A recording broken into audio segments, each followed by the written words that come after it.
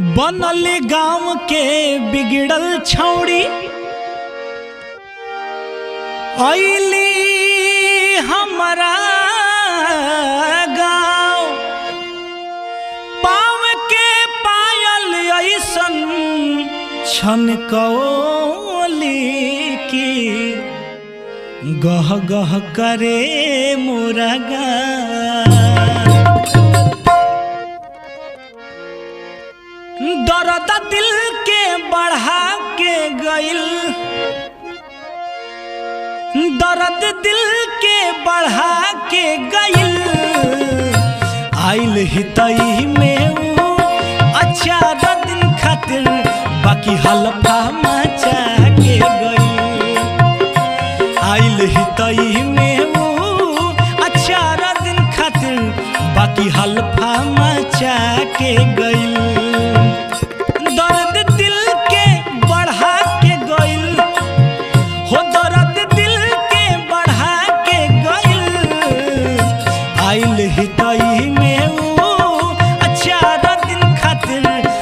हल्फा मचा के गइल।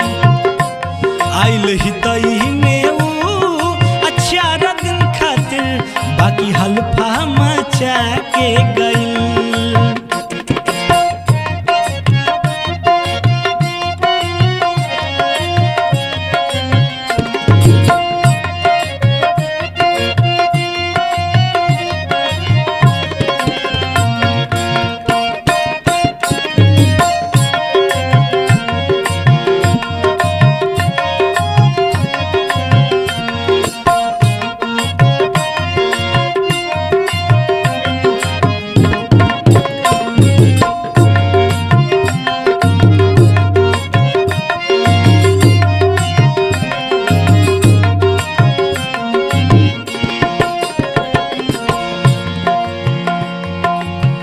गाँव के सुखड़िया के रहे मुसाली, देखे में भोला भाली बड़की खिलाड़ी।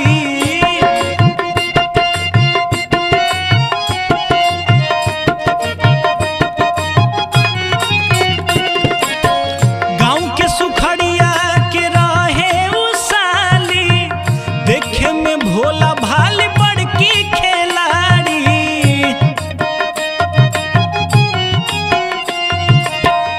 देखे में भोला भाली बड़की खिलाड़ी।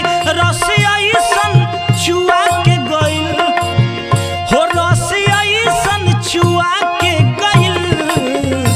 आइल हितई में ऊ चार दिन खातिर बाकी हल्फा मचा के गइल। गइल देखो हितई में ऊ चार दिन खातिर बाकी हल्फा मचा के गइल।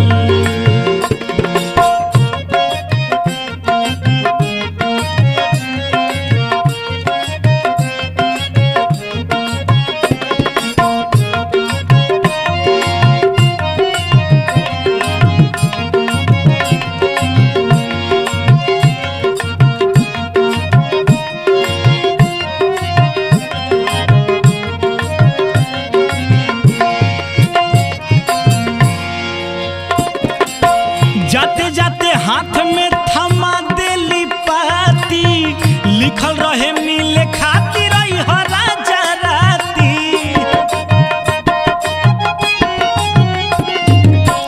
जाते जाते हाथ में थमा देली पाती, लिखल रहे मिले खातिर राजा राती।